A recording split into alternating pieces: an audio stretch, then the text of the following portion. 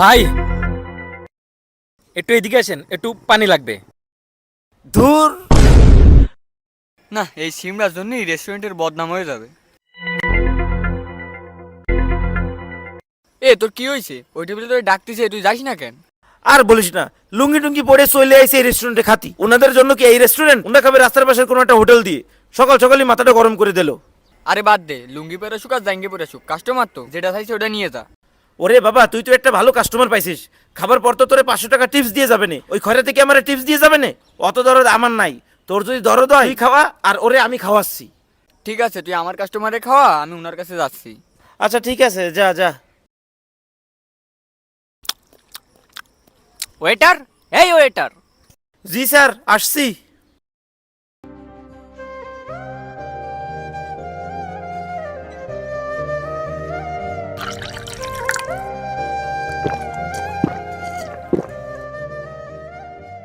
দুঃখিত স্যার, আমরা একটু কাজে ব্যস্ত ছিলাম, এই জন্য আসতে লেট হয়েছে। আপনার যদি আর কিছু লাগে আমাকে জানাবেন।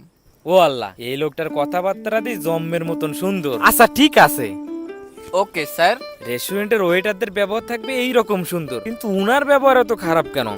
মনে হয় বউর সাথে ঝগড়া বাঁধে যাইছে। ইয়েস স্যার, প্লিজ বলুন।